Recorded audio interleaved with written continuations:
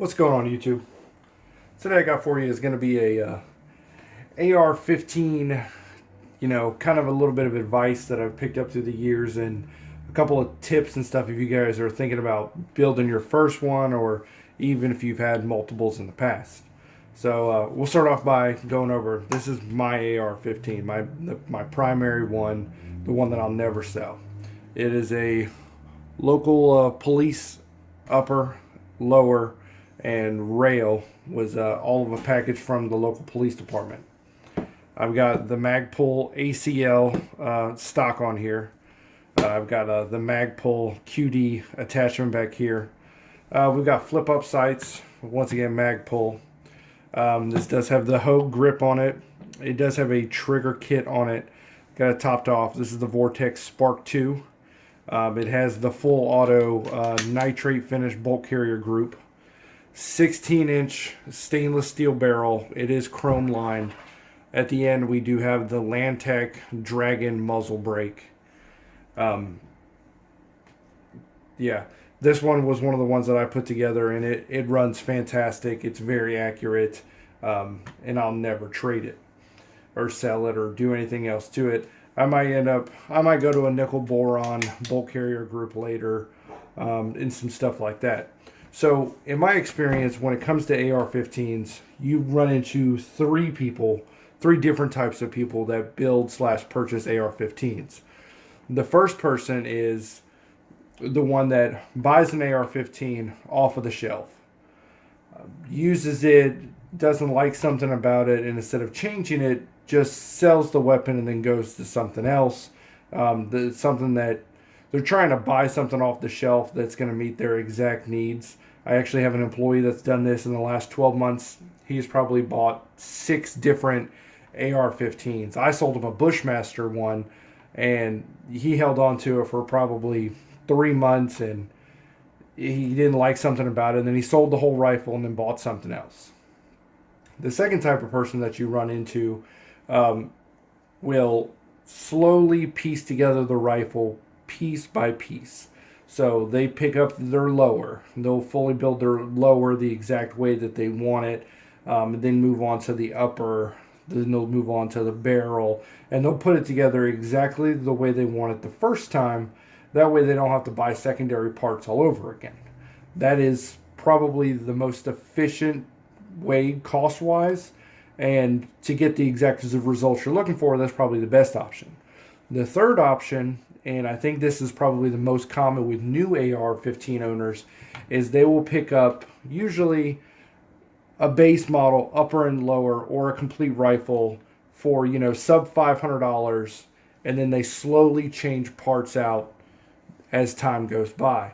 They'll pick up, just a base model M&P 15, or a PSA, for example, something like that. They just pick up a generic $400 to $500 range rifle, and then they change parts as they go along. Like they'll start out and then they'll end up changing, they'll change the bolt carrier group.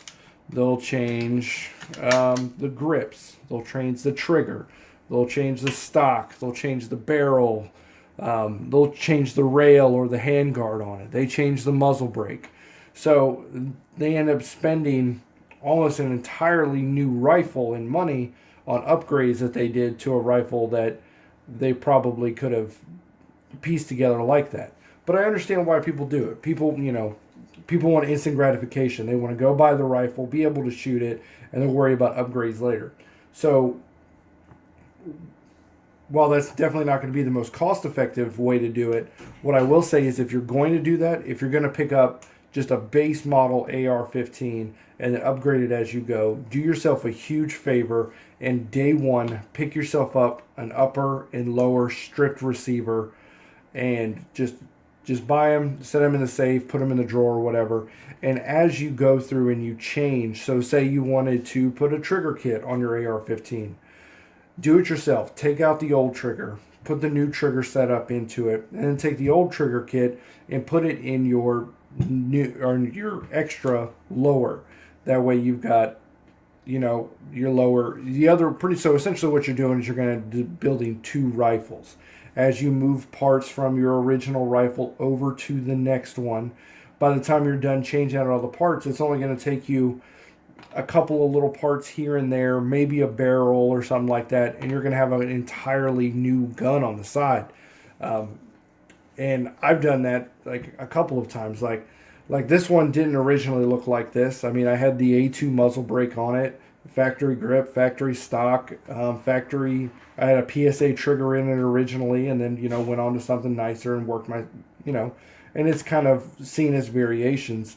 Um, so that's what I would recommend. If you're one of those people who you're going to want the instant gratification, I want the gun, I want it today so I can go shoot it tomorrow. That's all, that's totally fine. Just make sure that you do yourself a favor. I mean, a lower receiver you can pick up for $40, upper receiver, right about the same.